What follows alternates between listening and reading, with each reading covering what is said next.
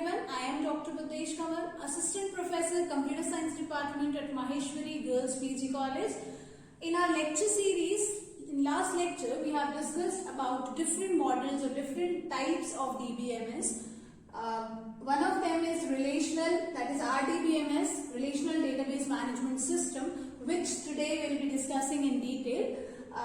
Relational Database Management System is a management system where the work will be done or the data will be processed or worked upon using different tables. That is why it is called as relational. Relation is a table. Collection of rows and columns to store a data is called as relation, and the concept, the database management system which is following this relation based concept or relational or tabular concept is called as relational database management system model, right? There are basic 7 components, major components of relational database management system, that is RDBMS. First one is table.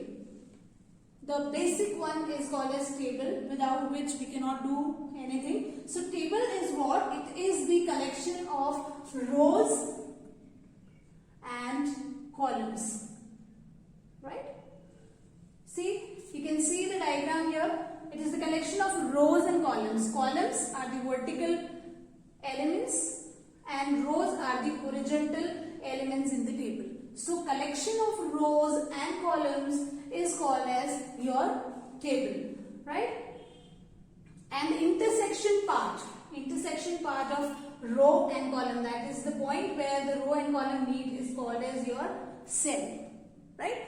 So the first component is table, where the data is stored in the form of or in the format of rows and columns, right? Then the second component is record or tuple. Record or tuple can be used interchangeably, they have the same meaning. What is record? What is tuple? It is the other name for row. You can say like it is the other name for the row, like this: row 1, row 2, row 3. So these are called as tuple 1, tuple 2, tuple 3. In a table, the record, tuple or row is having the same meaning. So if we want to delete any of the record of one student, single student, then we will say delete the record of student with this roll number or with this ID. So this is called as record, or the other name is tuple and the general name is called as row. That we all know. Then the third component is field. Field is what? It is the column, the attributes used for the table. The other concept which we can define for this is attribute. Every table will have some attributes, and those attributes will be called as the columns of the table. What is attribute? Attribute is characteristics or a feature of any element. So here for the table, the attributes are column names. For example, the student table is having following column names, that is ID of the student, name of the student, address of the student and age of the student. So this will be called as field, column, or you can say the attributes for that particular table. Then the fourth one, that is again a very important component, that is domain. Domain, as the name designates, domain means what? The area, the range, right? So the range or the permitted values for the particular attribute is called as domain. For example, if we want to enter the month names, so what will be the domain of month names?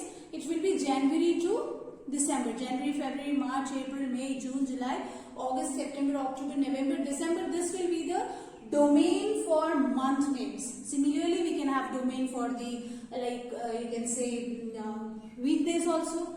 Monday to Sunday we will have the domain from which we can have the values. Another example for this table we can take is like ID. Students' ID will be integer numbers. If I define the data type as integer numbers, then it will accept only the integer values. So its domain or a range is what?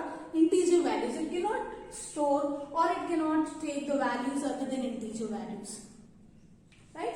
So this is what domain is, the permitted values or the range of values which is allowed for particular attribute or a column is called as its domain. Then the instance.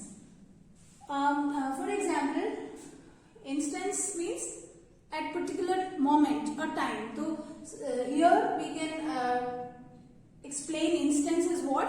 The data entered in the database for a particular or at a particular time is called as instance. For example, for this table, if I enter 3 values at 10 a.m. so for 10 a.m. the instance of student table will be 3, right?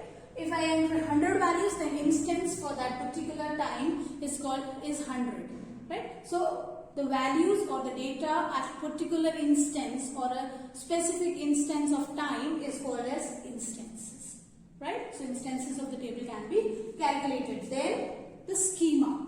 Schema is what? Schema is what? It is a design of the table. What kind of pattern, what kind of design you'll be using for your relational database management system will be defined in schema. It is of 3 types, that is you can say logical. One is logical design, other one is physical design, and the third one is views. Different views can be. This we will discuss later on in detail. That is logical, physical and view. 3 kind of schemas are available in relational database management system, which is used to design your database. So the 6th component is what? The schema. Then the 7th, last but not the least, keys. Keys is a most important, you can say, like component of a relational database management system.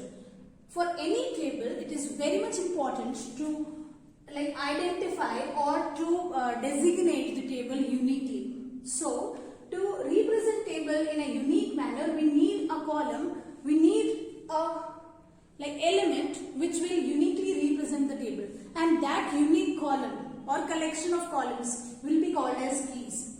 Different type of keys are available.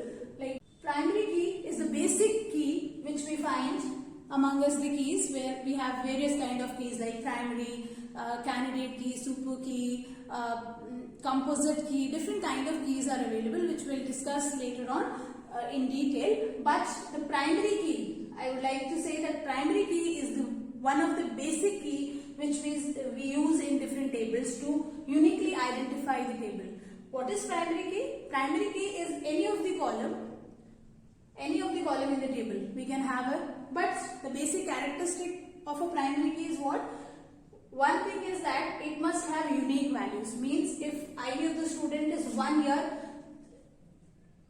we cannot repeat 1 again. So it must be different. It must be 3. So there should be no repetition first of all. Then it must not be empty. We cannot keep the primary key empty. If we keep it empty, it will not move forward or it will not accept. If it is declared as a primary key, it must have some value which is unique in nature. So there should be no repetition and value should not be null. So this is the characteristic of a primary key. Similarly, we have different keys like super key, composite key. Different keys are there which we will discuss later on. So what is the use of these keys?